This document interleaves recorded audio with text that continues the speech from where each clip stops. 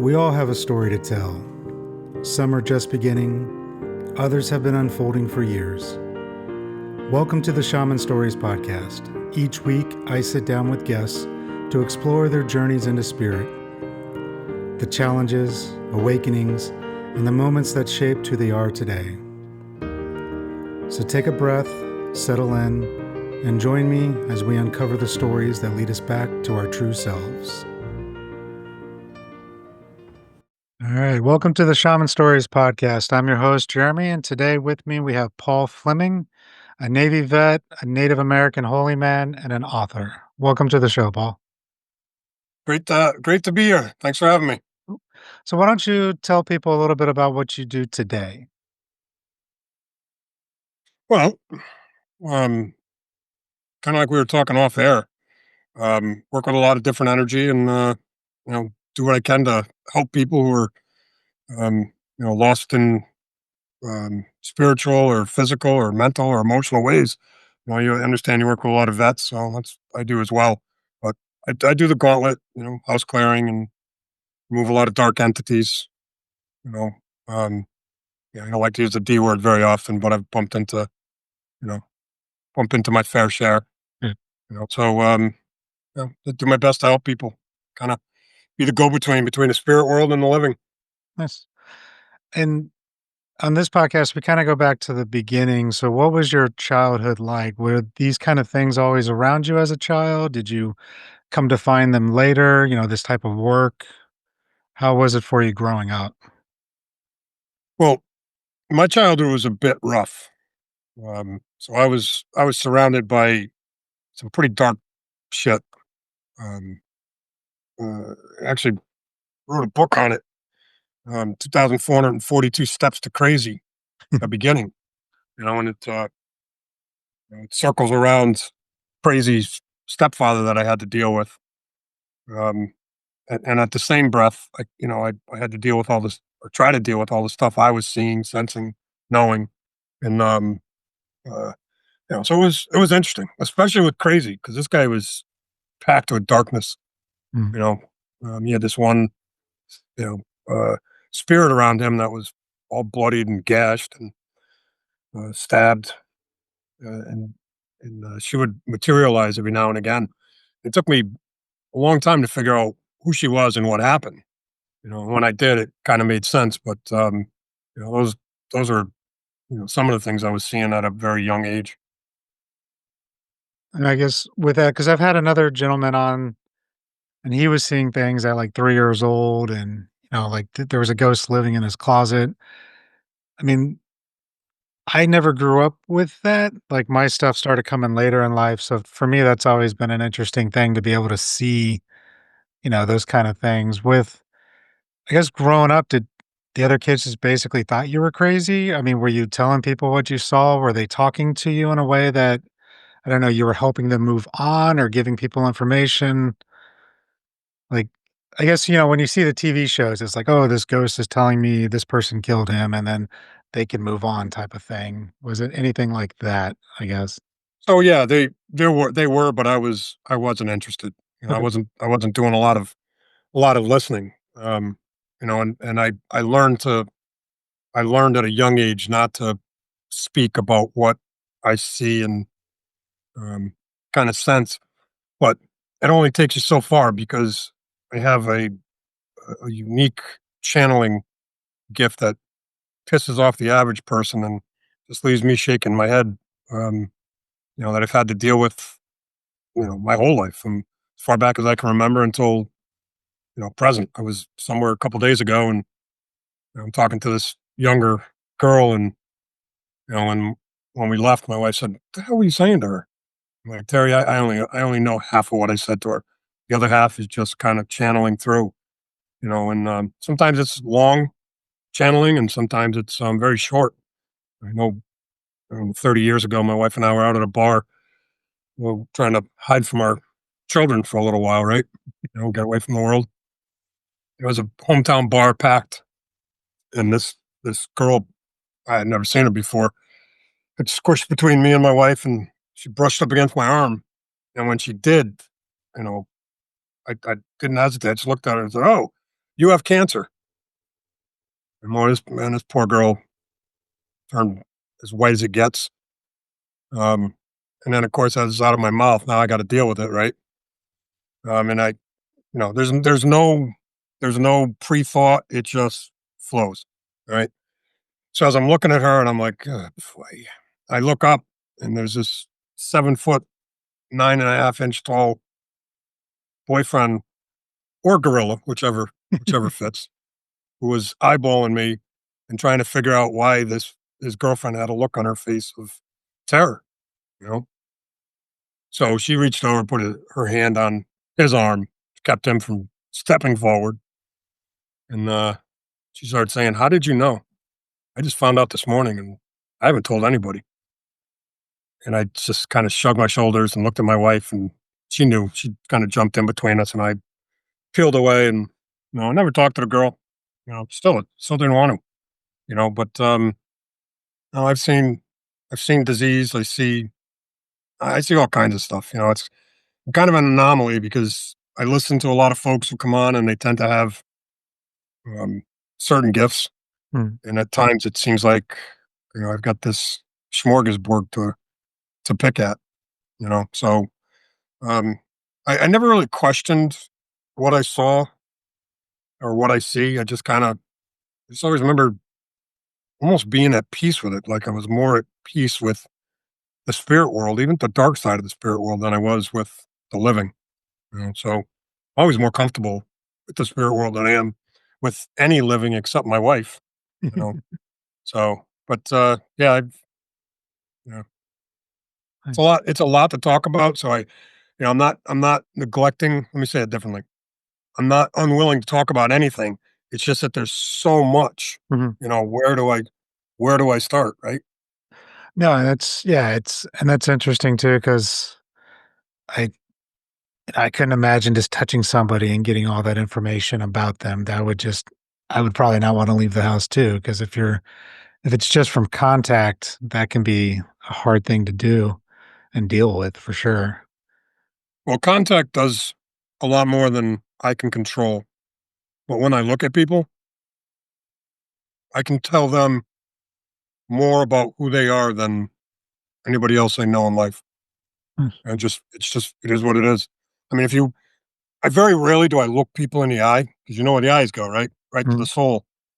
So I tend to stare at their forehead or watch their lips.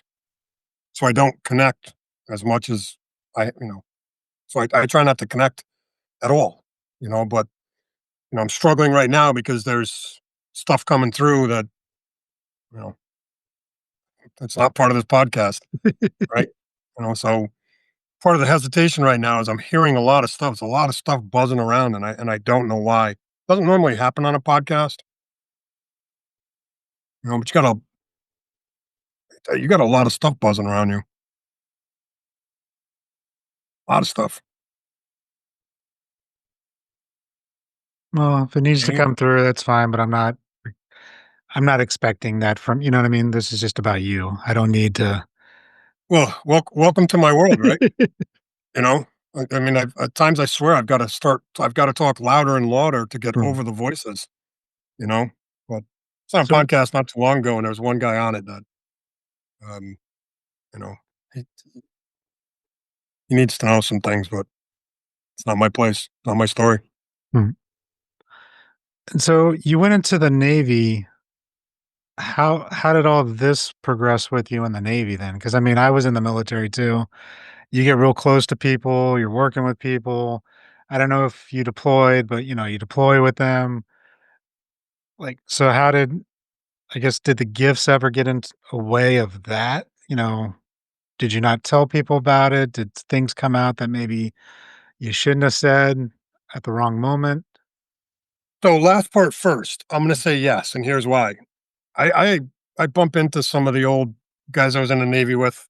Um, a couple of them I've been around for a long time, and one of them, years after we left the Navy, would tell me stuff about what we did, and I'm like, I don't remember that, or what I would say, or what I would say to different people.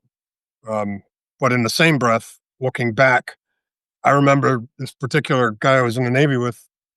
He was where he lived. there was just this pack, just these ghosts, and I see people's lifelines, so I can tell you how long. At times, I can tell how much longer they've got to live, and so on.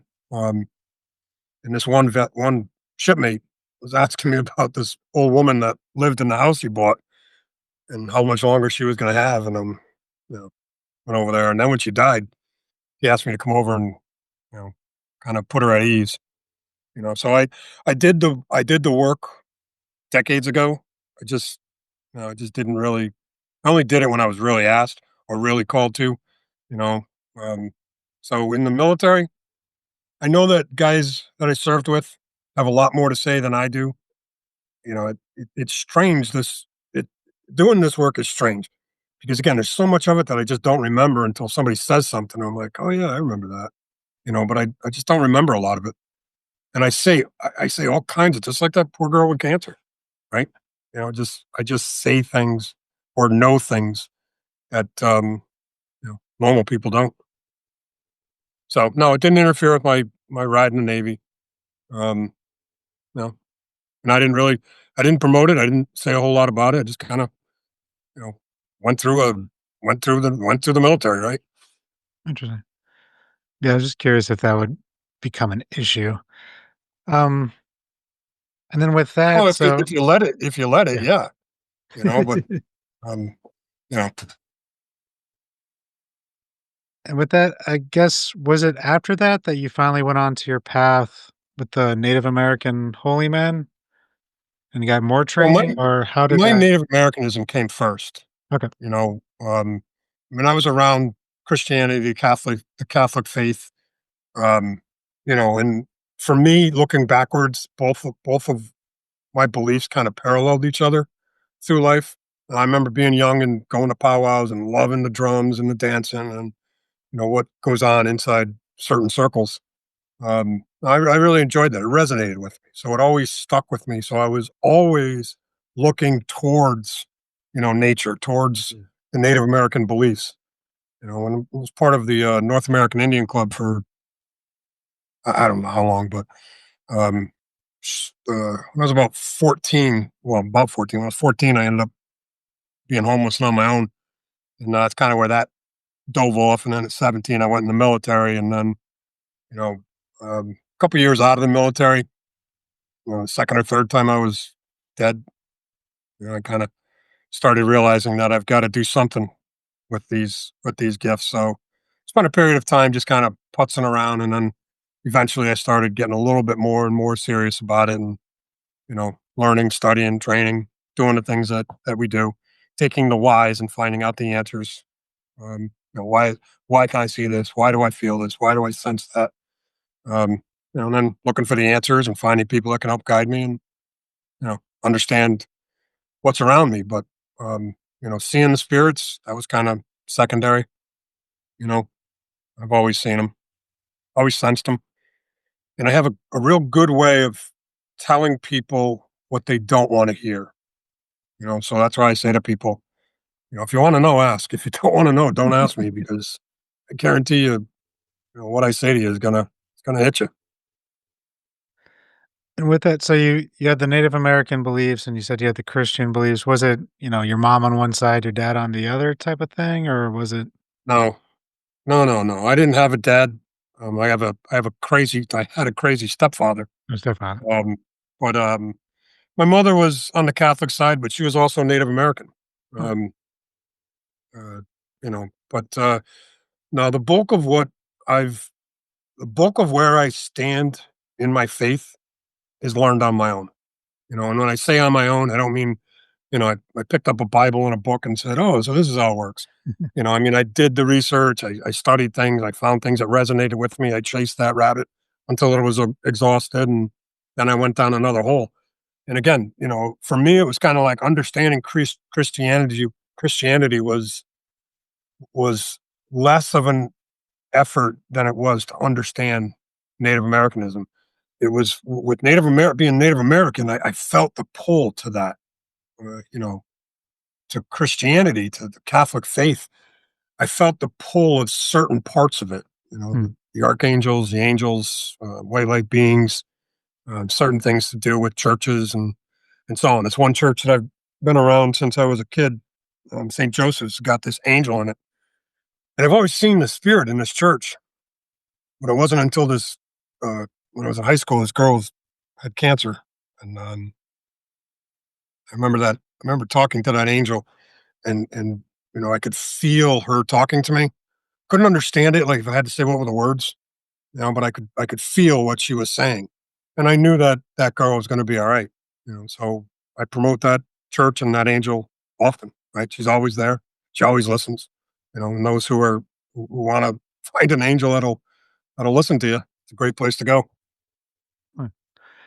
And did you ever have any, I don't want to say conflict between the 2, but because I mean, I've worked with both sides too, like we mentioned, I'm a shaman, but I was trained by the Queru, and so animism, I deal with my own archetypes, but I also work with the archangels when doing some of my clearing work as well, so I find there's a place for both, and they're all connected.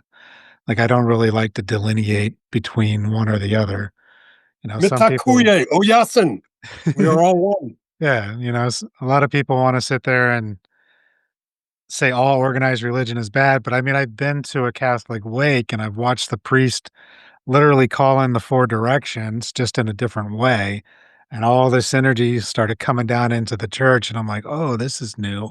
I never knew that this was possible. And I'm like, oh, okay. And when you look back at a lot of the literature from before with Christianity and the Bible, like there's a place for it. And they kind of merged a lot of ancient practices together. Some have gotten corrupted, in my opinion, but a lot of there's a place for all of it. It doesn't have to be a hard line in the sand between new age, I guess is the best way to say it, even though it's the older way of spirituality versus, Christianity or some sort of other organized religion. So I guess my question, like, did you ever find yourself trying to figure out which is best for which, or do you just kind of incorporate everything together? No, yeah, I'm stunned at the amount of people that ask that question, you know, in different forms. For you, it's was there conflict? You know, there's no conflict for me. Okay. But again, I really live in a different world, right? Mm, You know, I, I've never, I've never allowed anything to conflict. Okay. When I see something that I would think conflicts, I would figure it out and mhm, say why. And the answer for me is always because it doesn't resonate with me. So move it off to the side and work with what resonates with you. Okay. And that's what I try to teach people is like, um, if you want to read the Bible, then find out what resonates with you. What is it? What part speaks to you? And then chase that until it doesn't. Okay. And if you want to go to church, go to church. I do. Right. Um, and then not too long ago, a priest stood up there and said, "You're committing a sin if you don't pray for the priestophiles." And my wife had to keep me in the seat. And I wanted to flip this guy off with all 10 birds, right? And I didn't. I waited till the mass was over and then I jumped in the aisle and I said, "You!" That's a true story. I did. Priest all the way down the aisle. Hundreds of people there, right? All turning, looking at me, and I'm doing this to them, right? And then I'll never talk to that priest again.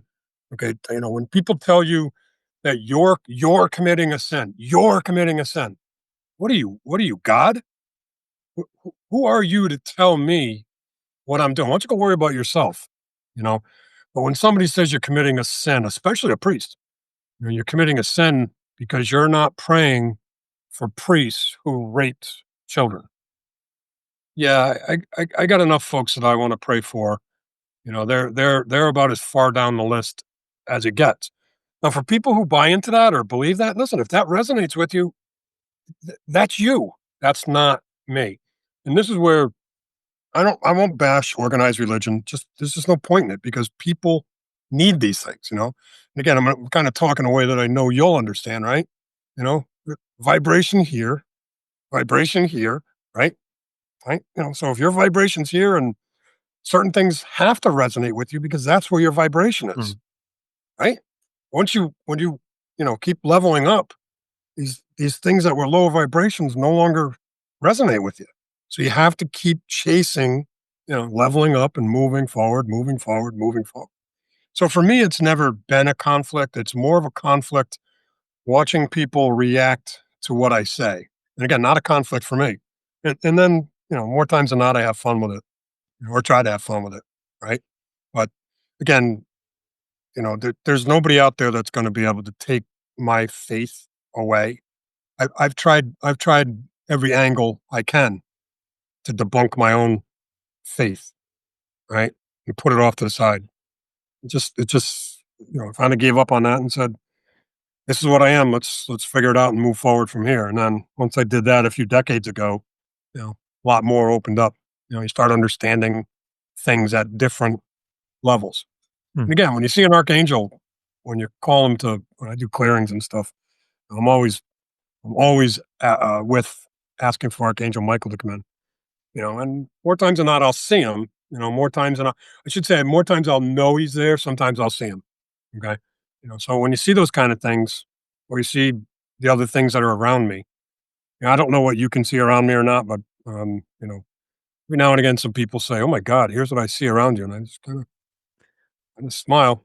You know, but when you know that kind of stuff's around you, it's really hard to lose your faith.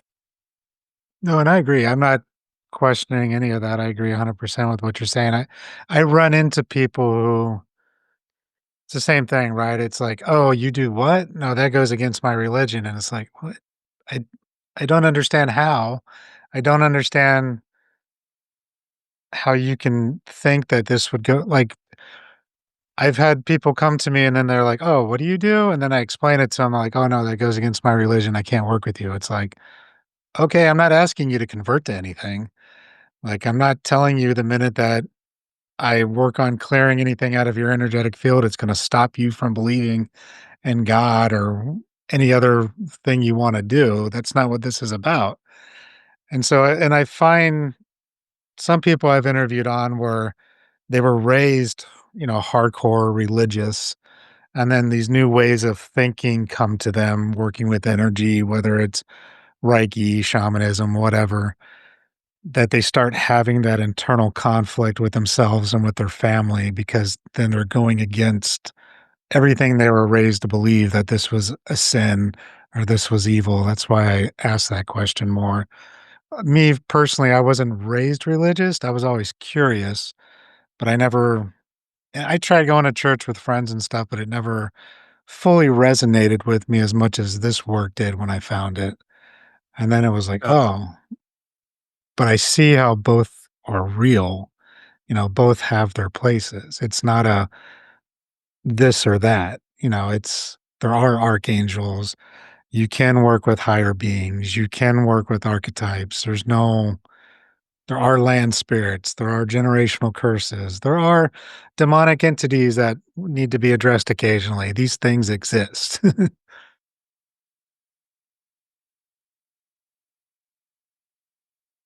And so that's why I'm always curious how when people are raised, if that became an issue with them or not. well, the way I was raised, I should be dead or in prison. So yeah, and I'm an anomaly. Um, you know, I'm an anomaly. So, but I agree with what you're saying. I do. I don't. I only work with people that ask for help, Yeah. and that's my qualifier. Okay, you have to formally declare that you're asking me for help. Okay, if they don't, then I don't. There's nothing I can do. But when they do, it's almost like their soul is saying yes, not them. Mm. Okay, and again, I one of recent vet that I worked with for about a year and a half. Um, the last piece was clearing his house and clearing him and his wife and so on. And I, you know,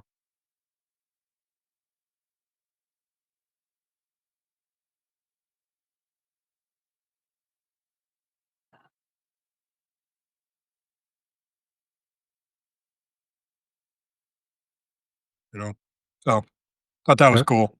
You But froze up right there. You you said the I don't know if it's okay. You said the last thing I heard was, you cleared him, cleared his wife, and then you just froze. Yeah, yeah. Alright, We better leave that one alone then. okay. So if we lose this, that means I'm going down a path I'm not supposed to. Okay. Right. And I've had computers blow up. I've had, you know, uh, it's an adventure. So I guess with that, Where'd you get like, your Where'd you get your drum? I got it at an expo that I was at. The guy handmade it. It's a buffalo.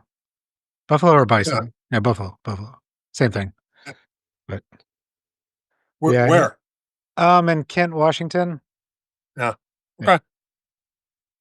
Yeah, I needed Yeah, a new one. we've crossed some lines here. You and I have the exact same drum. Do you? Yeah. Nice. Yeah, it sounds Yeah. great. Yeah. But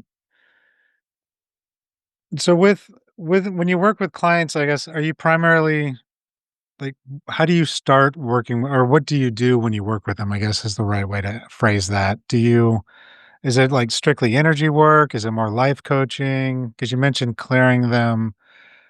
Do you find that most vets always have some sort of entity attachment or how do you go about working with people?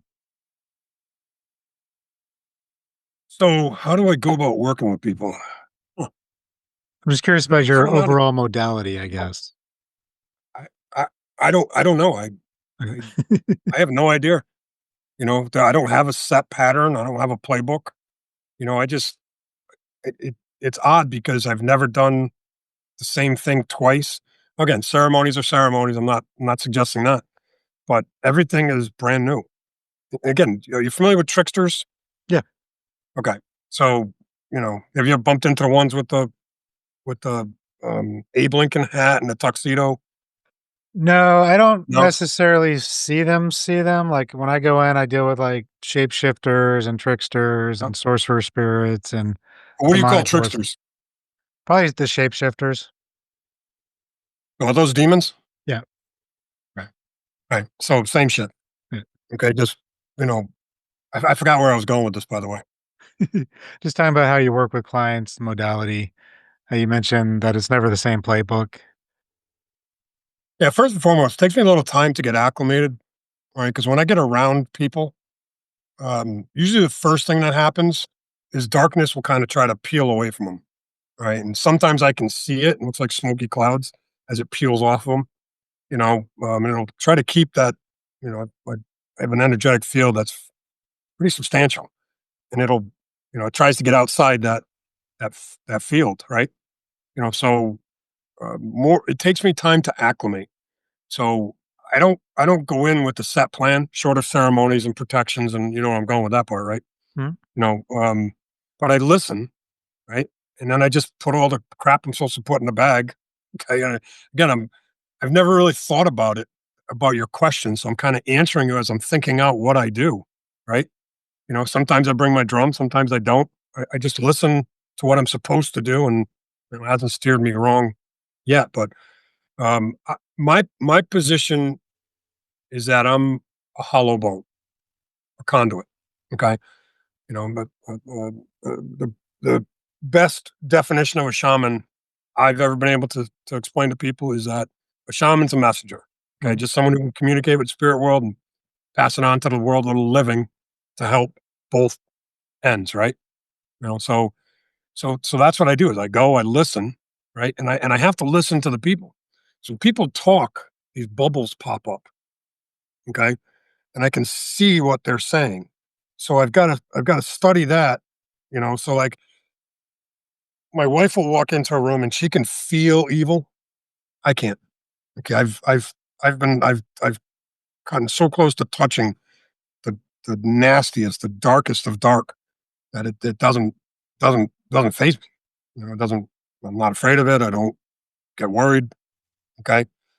Um, but my wife, she can feel it, sense it, instantly. It takes time for me to figure out what it is. So it's almost like I'm analyzing what's there while she is sensing it immediately. and I can sense, mostly most everything else. I just can't quite tell the difference between good and bad, so that's why I have to be careful with these tricksters. I was clearing a demon out of this person once, and the fucker tricked me. He tricked me good. Right? It had to be a good 5 minutes, and my wife was just on my shoulder. She's like, "Oh, is that a bad thing?" And she goes, "That's dark, man." I'm like, "Oh shit," because it almost had me turned.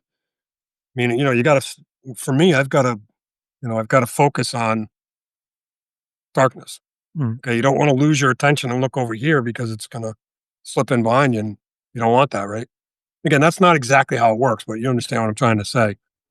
So, um, anyway, I kind of lost where we're going again. No, no, it makes sense because I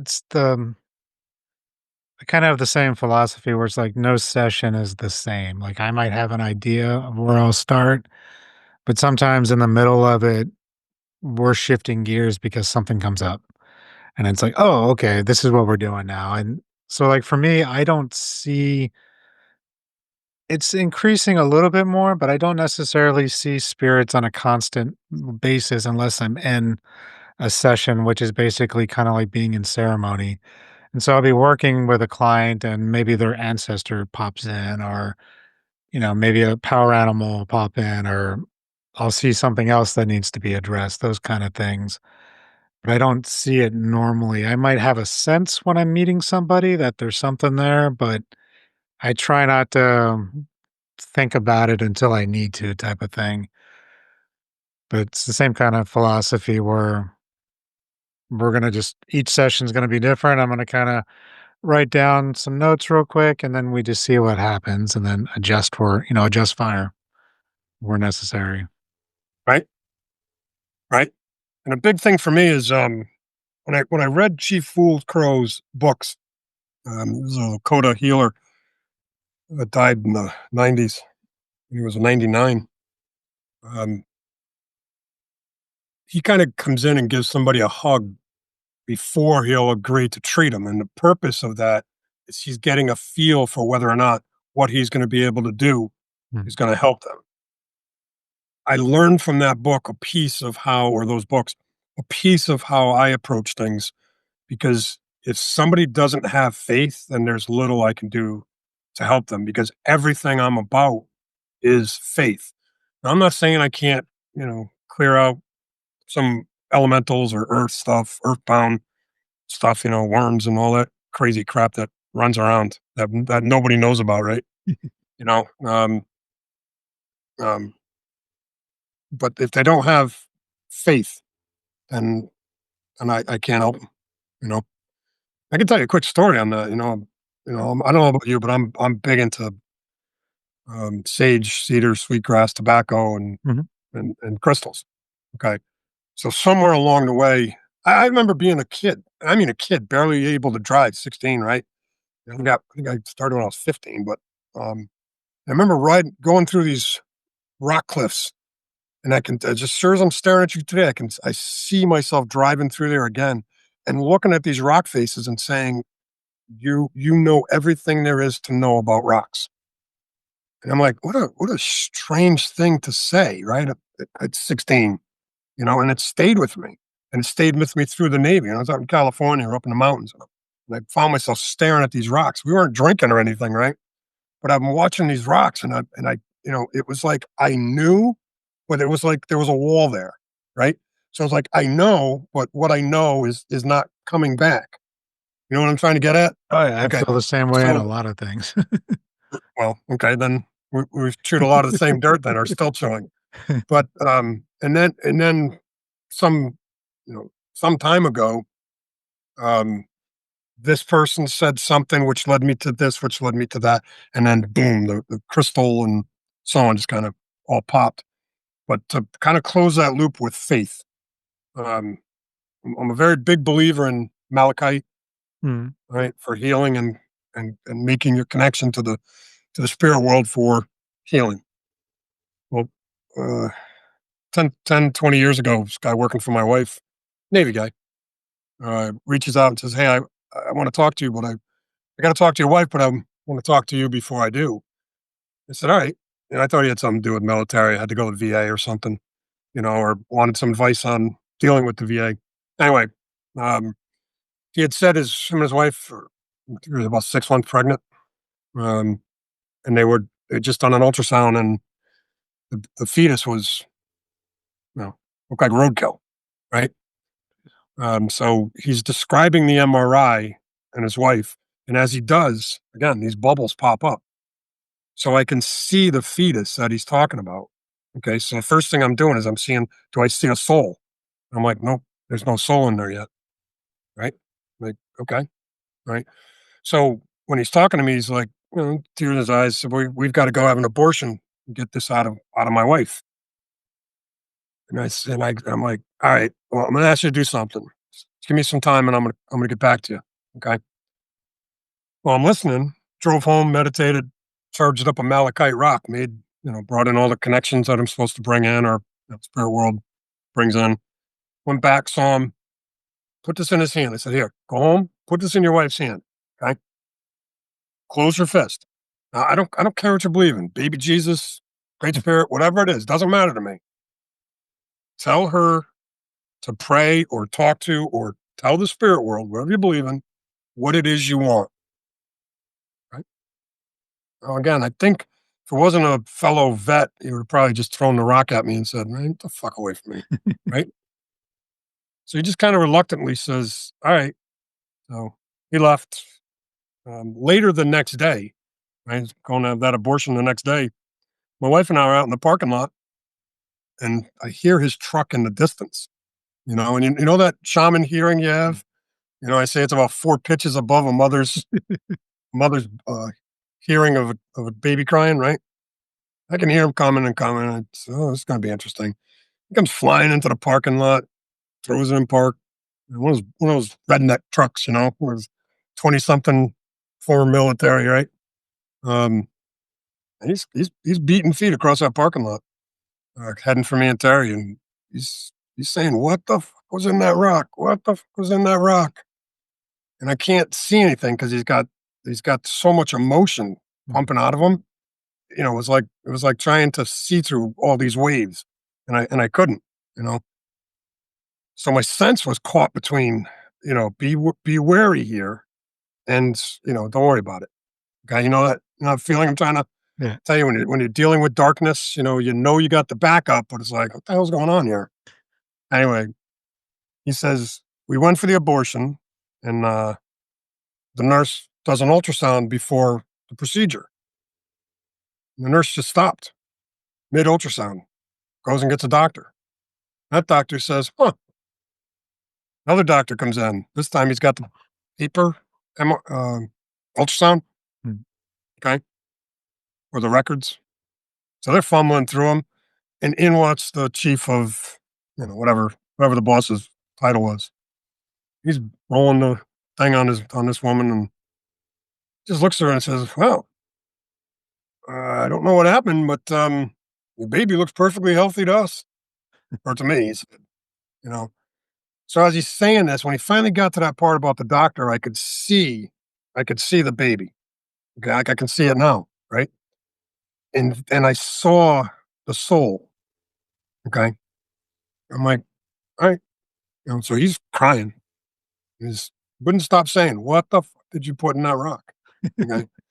Well, why do I tell that story? Because to get people to believe that I can miraculously fix a fetus. No, that's not what I can do. I'm a conduit, right? I'm a hollow bone. It was the faith in her hand and the mother's prayer, maybe the mother and father's prayer, not mine. I made the connections. I made an introduction, but it's up to you, right? Mhm. Where you go from here. So, um, you know, I'm reasonably confident that that woman and that child are going to have a faith based life. And again, this is more than a dozen years ago or so. I've never seen him since. Never seen the baby alive, but I can tell you it is because I can feel the connection. Okay, it's not connected to me, but I can touch the connection and see that kid's all right.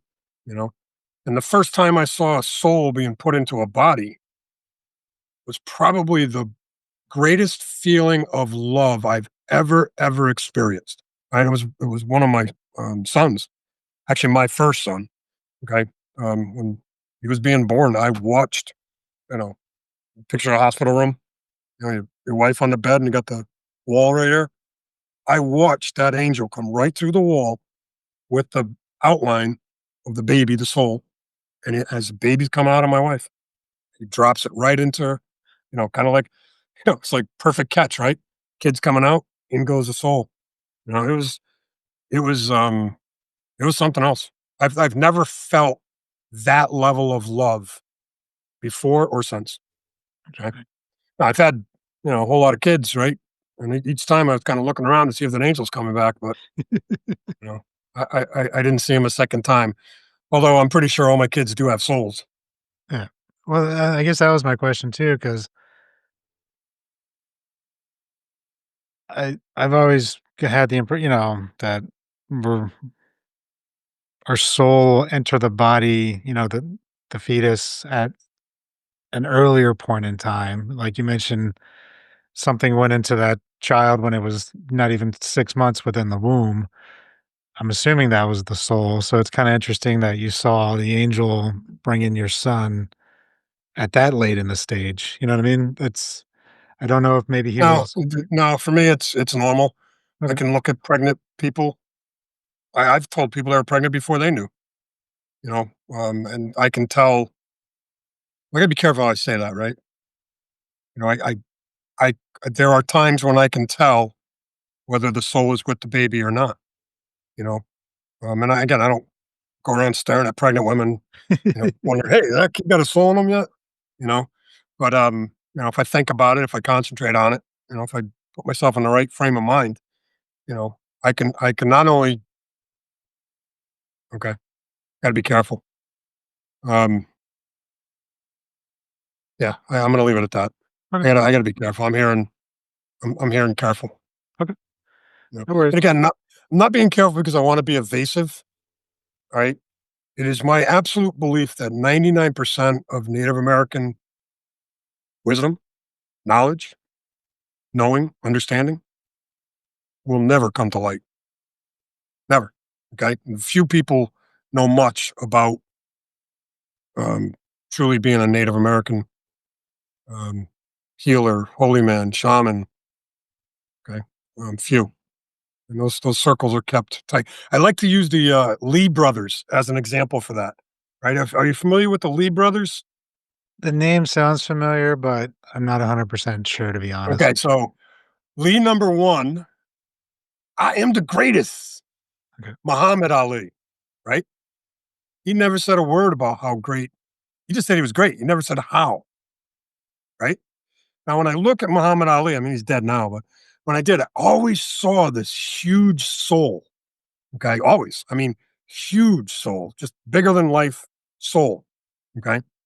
So, how did he become the greatest? How did he do such a rope? Well, listen, I've been in things where I know that the power that, you know, has come through me. Listen, man, you don't want to fuck with certain people because you're battling the spirit world and you can't win. You just can't. Okay. And I try to tell people all the time, you don't want to pick a fight with me because you have no idea you have no idea who you're picking a fight with. Hell, half the time I don't, right? And then the other Lee, his brother, right? Bruce Lee, okay? Greatest martial art guy in history, right? Started opening his mouth and telling secrets. Didn't last much longer, did he? Mm. Right? So I kind of use that as the Lee brothers. They're not really brothers, but you get the analogy. To say here's one who never said a word, and here's another one who did. He didn't live much longer after that. Now you could sit here and tell stories about spiritual people all day long who have disappeared for opening their mouths too much. There's certain things that just don't get discussed. You know, I mean, I don't know a lot of your background, but I can sense that one or two of the things, a little more than that you were shown are not meant for public consumption. Am I wrong? No, you're right. Okay. Yeah. So, right. Some things I don't. Like, when I work with c I might go on mute when I'm doing something or turn off the screen if it's a remote session.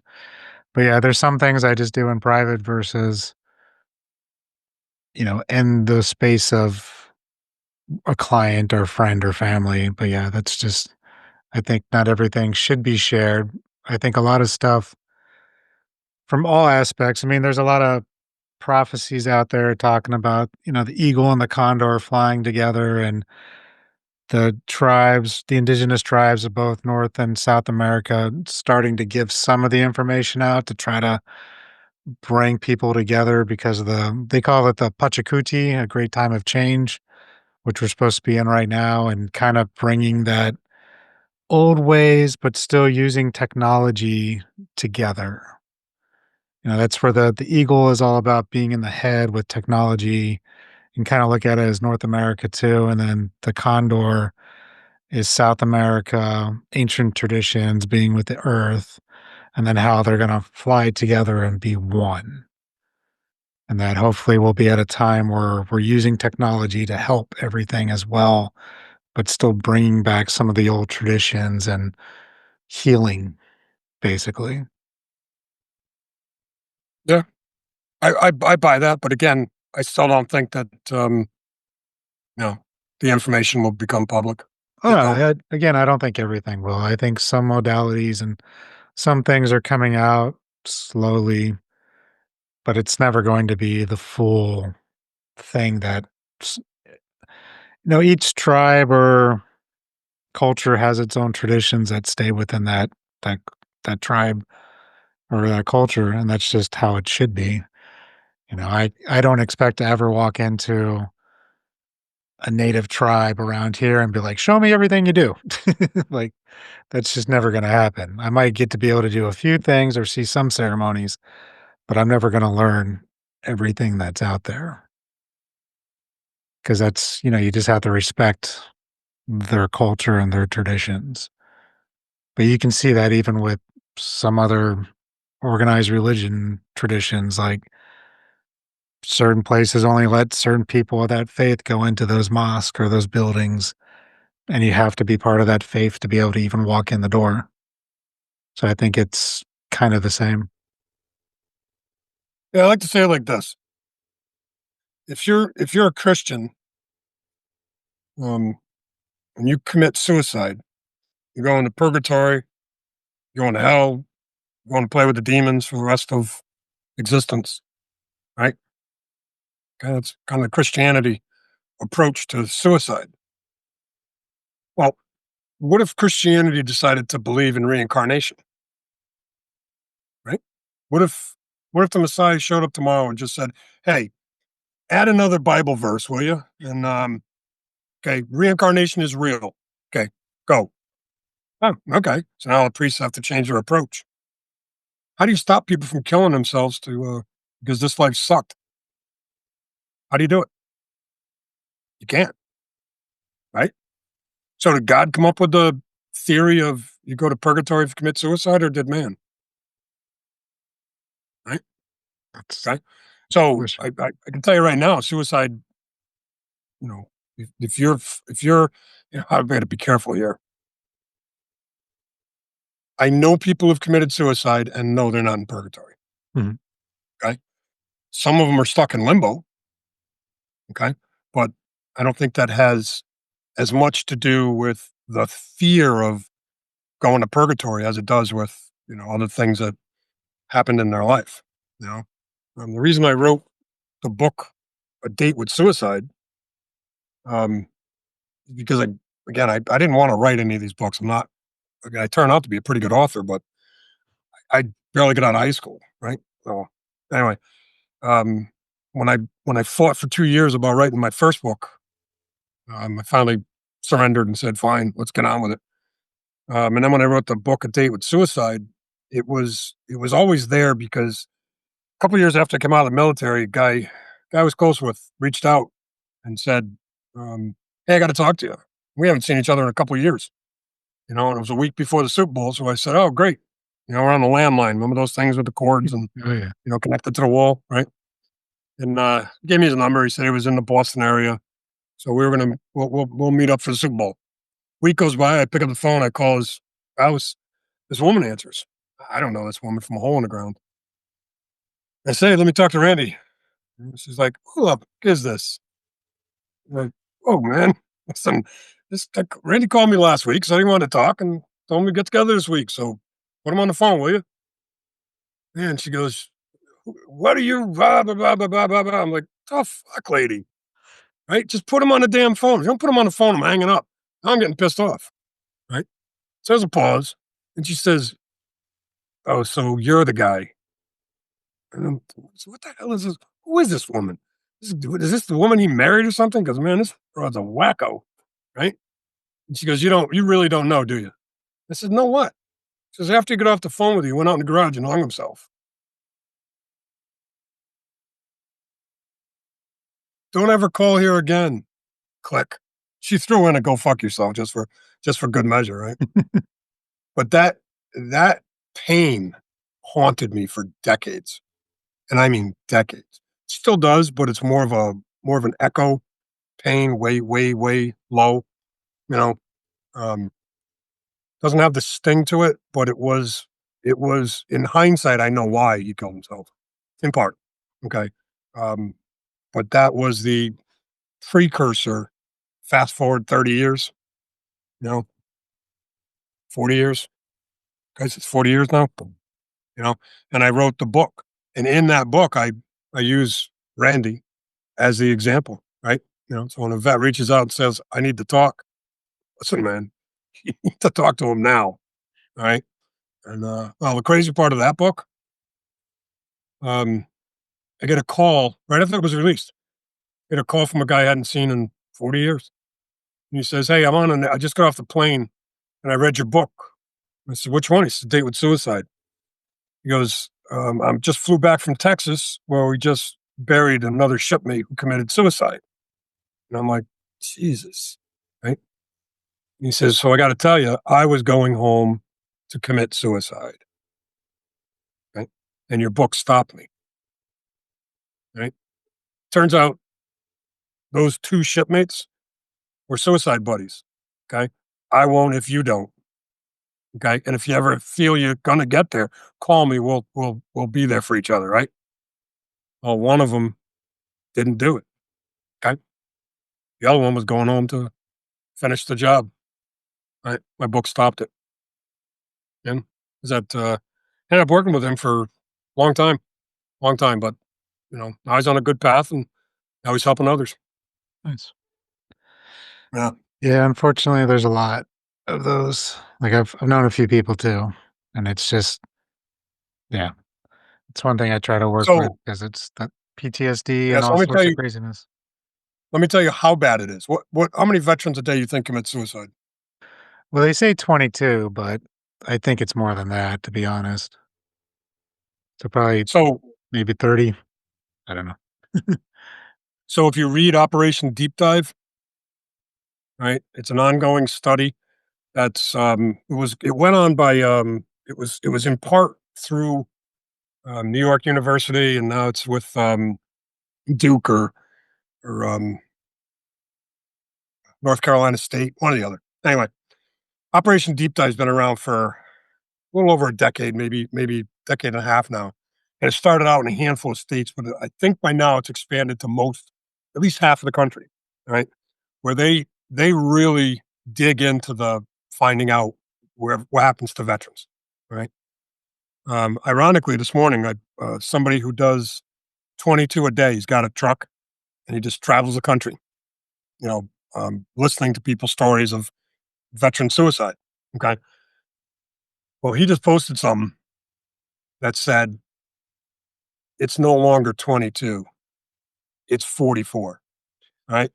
And I said, "Okay." So I posted with the print of the overview of Operation Deep Dive. Okay. Where it gets in detail, how they conclude that the number of 17 or 22 is just completely bogus. And they debunk why how the VA, or they show how the VA, played with the numbers to drop it from 22 to, pretend that they're making efforts and only 17 veterans a day are committing suicide.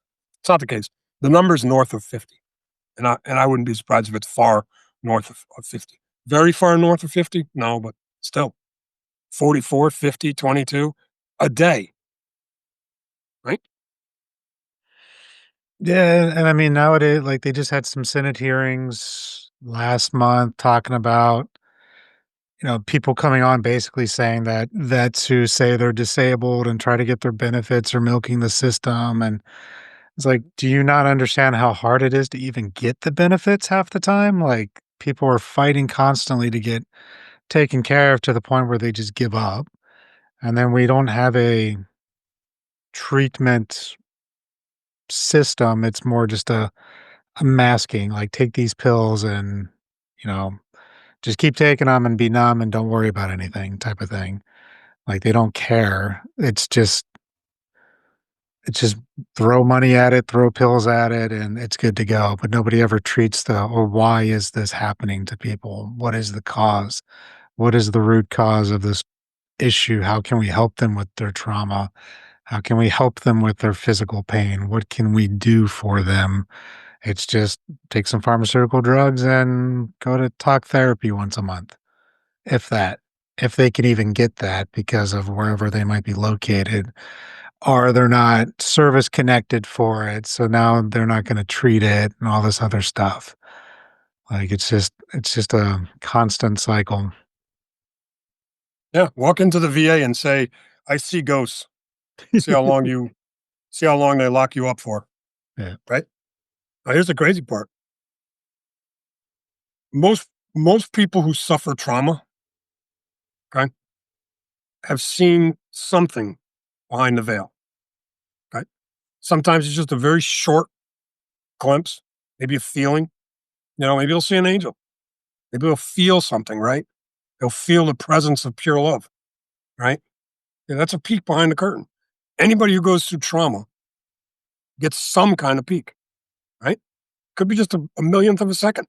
Mm, And then for guys who've, gone through more trauma or women, okay, you know, um, you can get a much clearer peek behind the curtain, especially if you've been dead, right?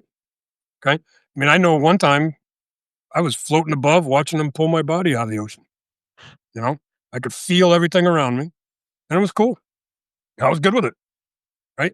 And then 30 hours later, I woke up and, well, that sucked, right? But my point is that if you try to go to the VA and say, you need to heal veterans by understanding their physical, mental, spiritual, and emotional bodies. And when any one of those four are not in line or out of balance, then so are they. yep, So you can't just treat spiritual or physical. You have to go after the package. And that's where guys like you come in very well, right? We can't, there's not much physically I could do for a veteran. Okay. Right. I mean, physically, I can't tell you got to fix your arm or, yeah, mentally. Listen, you got to get help. Okay. Spiritually, right? Look, I can help in all four corners, but you don't come to me or to you if, you cut your arm off, right? Or you need surgery. You got to get shrapnel out of you. Okay. I mean, I'd give it a try, but, you still probably got a better shot at the VA, you know?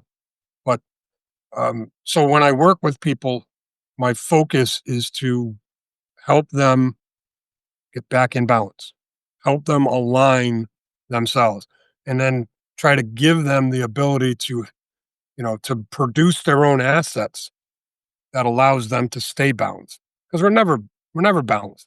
We're always fighting that proverbial spinning top, right? You lean a little bit too much this way, and you're off kilter. You start swinging, right? So that's kind of what I do when I work with folks one on one. I'm looking at that whole thing. But again, if they don't have faith, I mean, I can pull a demon out of you. That's relatively easy, right? But if you don't buy in, if you don't believe in, then it's just going to come right back. yeah, You know, it was like clearing houses or properties. Tell people you can do this, and I very rarely do I do it without them. Okay, because then once you get the stuff out of it, you got to put up protection and so on. And I can do so much, but if you're going to live here, Listen, man, the baby Jesus lives in all of us. You don't need a priest to find God. You just don't. It's in you. So is the power to keep this stuff back, which means you also have the power to let it back in. Yeah, I do a similar thing. It's when I work with people, I go, there's like three tiers. There's the mind, the body, and the spirit. And we have to address all three for deep healing. And that can look many different ways. And I mean, yeah, the say the arm was cut off, we can't regrow the arm, but we can help them clear the trauma of what happened, right? And help them realign with it. And then when clearing out entities and stuff from people, we call it affinities, where we clear the attachments, but now we have to clear the affinity, which is kind of the reason why they attach. So maybe there was a What do you childhood mean clear the trauma. affinity? I don't understand that phrase. That's what I'm getting to. It's affinity is kind of whenever we experience trauma, real or perceived, we kind of get like imprints within our energetic field, right? And over time, these imprints Did you can say form. imprints? Yeah. Okay. And kinda like mini tiny blockages, imprints, and these can form into a greater thing. So you might have an affinity of maybe not being good enough. Maybe that's your affinity of not being good enough. You were abused as a child, you weren't loved, and then you had similar situations throughout your life, and this affinity just gets a little bit bigger and bigger. And now these entities, this specific one that's latched onto is feeding off of that affinity. It's looking for somebody that has an opening with that specific affinity, or it's just looking for someone that has an opening. You have that specific one that's deep enough, and it's just feeding off of it. And so then clear the entity, and then we go to work on clearing that affinity, clearing the reasons why these things attach to you, and clearing out your energetic field more so that your own energy is now protecting you better, and there's less food for things to eat, layman's terms. And It's how do you do that? How do you clear their energy? Mhm. I track it. So I use a tracking stone. I have a mesa with kuyas, so like healing stones. And then basically I'll track it along their chakra system, similar, and then a lot bigger. So these are my mesa here. There's a bunch of stones in here. And then I go in and I open up the chakras and then just start working on clearing out that affinity that they blew into my tracking stone. And sometimes it could take a couple sessions, sometimes it's quick. It depends on how deep rooted it is. And then you're just clearing and clearing. And as that is happening, they might get insights, they might get memories, things might come up for them that they need to look at. There might be some homework involved. It really kind of just depends on the situation and the person. Like again, there's no set standard for it. And then So it's, do you see this stuff leaving them? yeah, Do you feel it? yeah. I feel it more than I see. So I'm more of a feeler than I am a seer when it comes to working with the spirit realm or energy. Now, if I'm doing journey work, I see just fine, but when I'm there, they're on my table or remotely on my table, it's more of a feeling than it is. It's the same thing when I'm pulling out entities, my hand will like tingle and I know that I'm doing something, and then when I'm done, it stops tingling type of thing. But yeah, it's the same thing with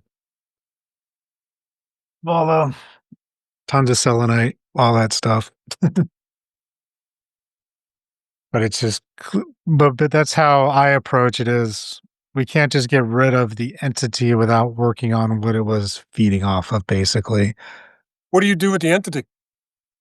I give it up to the ones that I work with in the spirit realm, and they choose basically what happens with it. We call it the womb of transformation.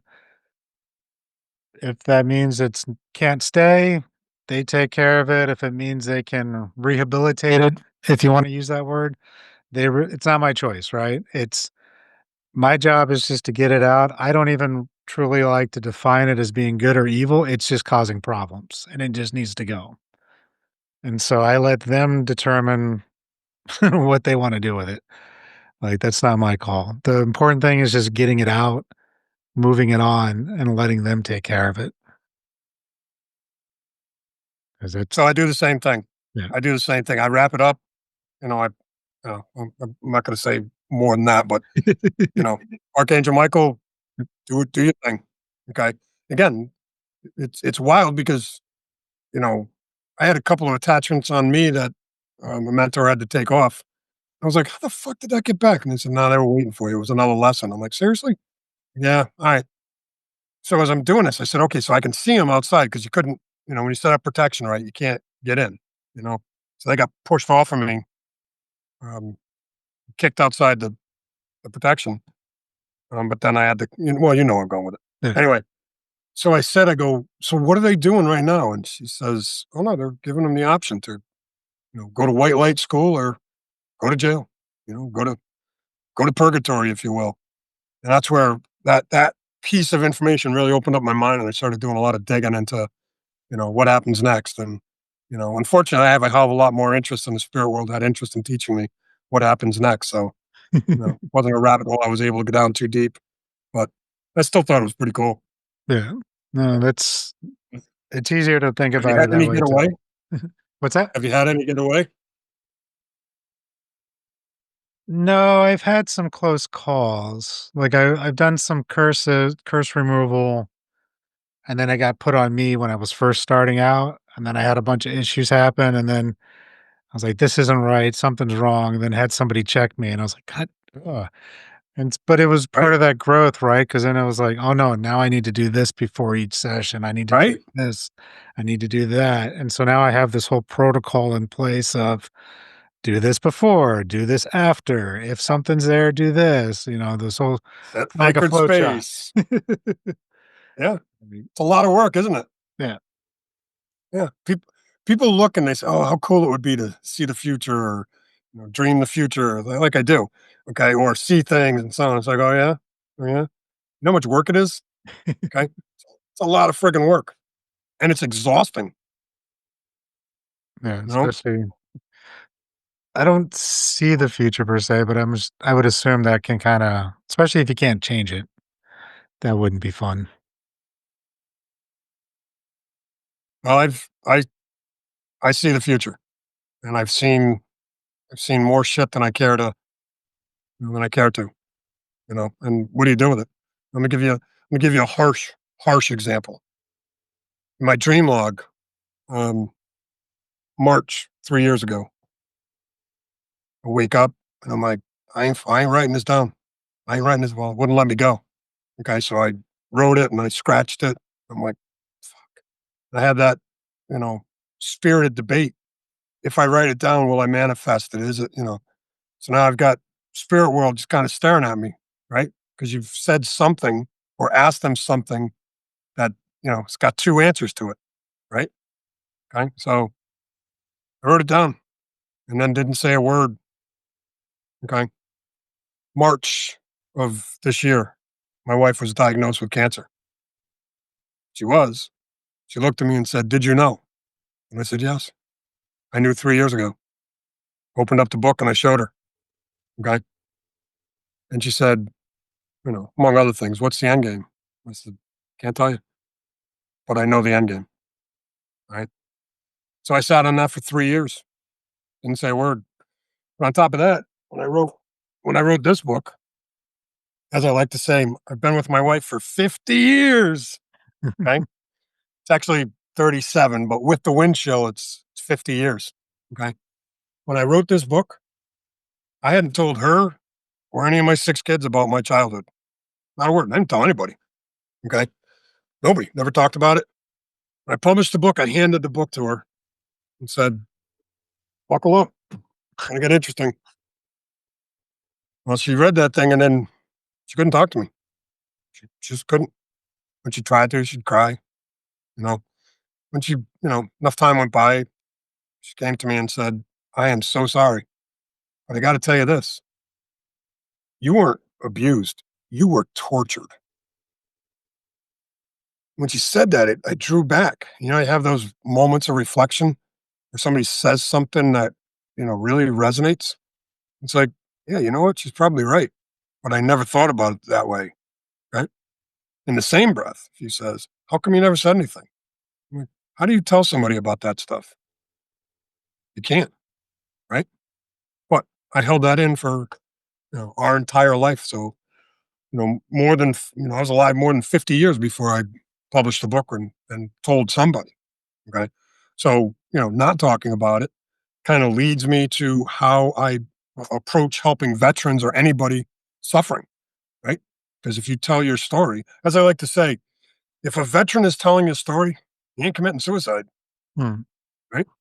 So when you can get people to talk, to tell their story, the importance behind that story at times is as healing as what you do with pulling all this stuff out of people, right? You know, but you gotta be a participant, right? You gotta have faith. Doesn't matter what kind of faith. You have to have some kind of faith. No, I agree. Yeah, and I was listening to the story. I always find it because that was a hard thing for me, coming out and talking to my own wife about things that I went through in the military, and it was like, "Well, why didn't you tell me?" It's like, "'Cause I didn't want your pity." Like, I don't want your pity, I just want you to understand. I don't need you to fix anything. I don't want you to feel sorry for me. I just want you to understand this is why I'm angry or this is why I'm, very reactive. Like, when I started that healing journey, I started at that mind level and it was like, this is why I can't control what's going on right now. And it's when someone tells you their story, yeah, listen to it, understand it, but don't I mean, it might not be true for everyone, but try not to come to a place of you feeling sorry for them, be excited that they're sharing Yeah, and feel the love that they're actually sharing with you. Because a lot of us vets, we don't want to talk about it because no one cares anyway. Why bother? Or we that is don't true. or we don't want to seem less than by having our wives who we're supposed to be taking care of pity us. It's like that's not what we want. But it comes to a point where it's like they just need to understand why we're jacked up right now. Right. The hardest way to get there is respect. Back look, from my position, I command respect. And when they can't,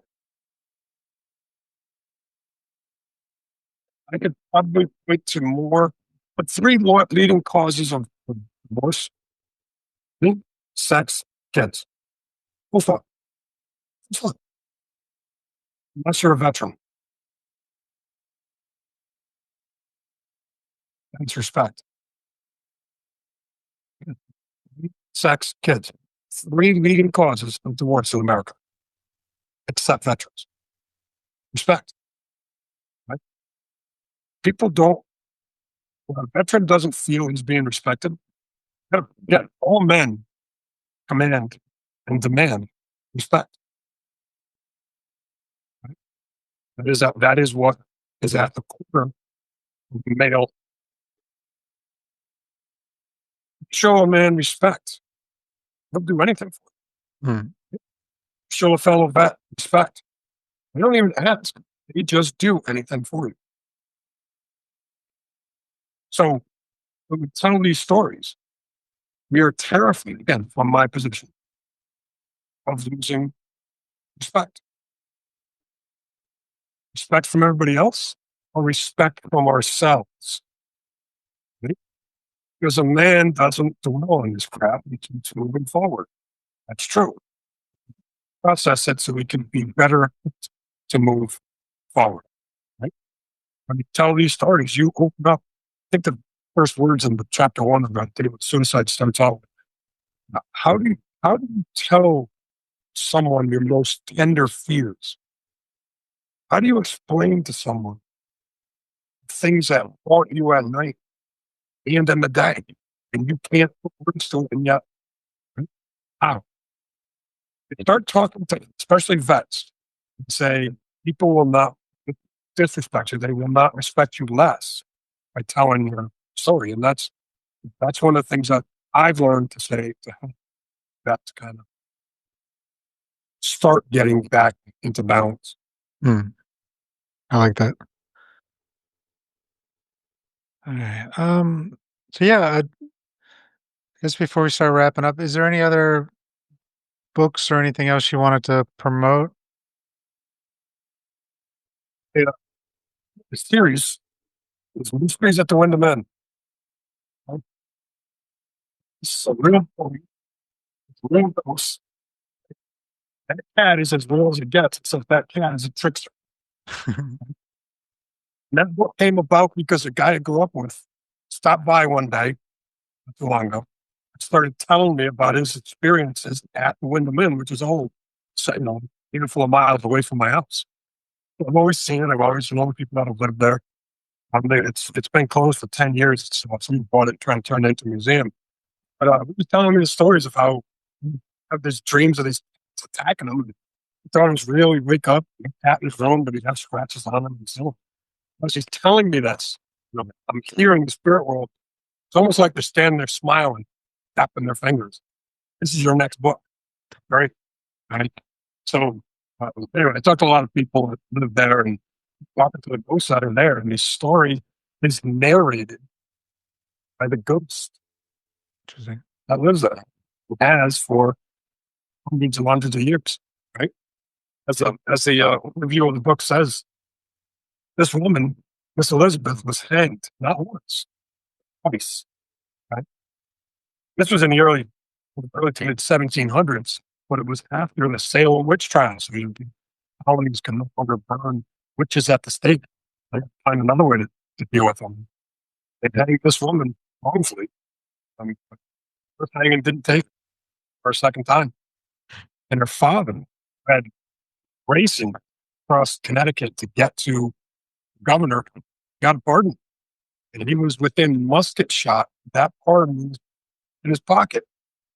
He came up over the hill, saw the noose, stopped swinging for the second time, drops off his horse, and you know, his daughter and he put a curse out there that resonates to this day. Hmm. So they need their story told, right? And the crazy part is, fellow vet started this group, Eastern Connecticut Paranormal Society. Um, we were becoming really good friends. He was a medium, psychic, and he did this ghost hunting and also in construction. The woman and I spent a fair amount of time talking. I did 20 in the Navy as a medic. So he said, when we put a date with suicide comes out, reach out to him. I want to talk to you about the next book you're going to be writing, Mysteries of the Wyndham Inn. I said, all right. Well, the book finally comes out a few years ago, and I reached out to him, don't hear from him, don't hear from him, don't hear from him. So I'm writing Mysteries of the Wyndham Inn, and one of the first things I hear when I'm writing is spirit hunters who forfeit their lives before the final story in Mysteries of the Wyndham Inn is told. Right? So I put that in the opening of the book. Right? Again, this is in the draft form. And next thing I know, like a month goes by, I was like, this guy, what the hell? Doesn't not calling me. His phone's not answering. It's going, oh, it's like the phone was dead. And anyway, I kind of gave up on it. So whatever, he's busy. Then I saw this blurb a few weeks later that there's a memorial service. Oh my God, did my blood turn cold. So he dropped dead of a medical condition, a heart attack or something. No, he didn't. Did he? So I start checking. And he did have a physical condition, but it's people have a hard time explaining to people how much the spirit world side of it influences your health and well-being. Everything. Right?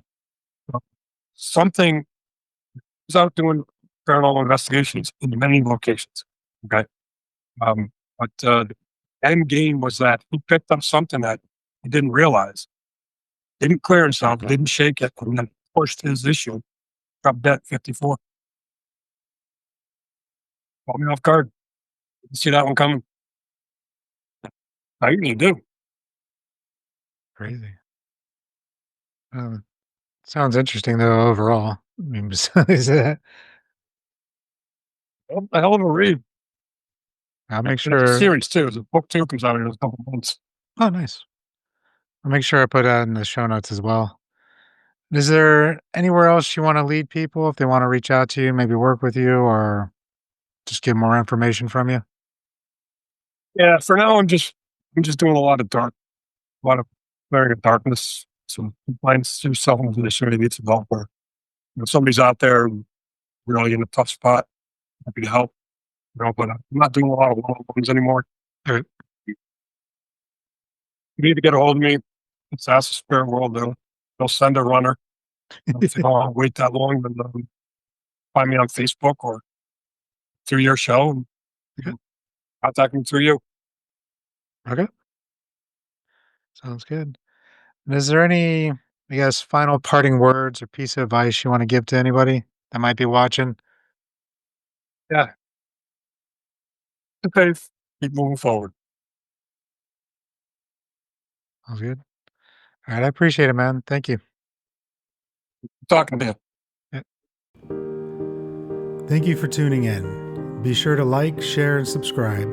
And if something our guests shared resonated with you, connect out to them. That's what these stories are here for. And if you're looking for deeper healing or support, you can always find me at pnwshamanichealing.com. See you in the next episode.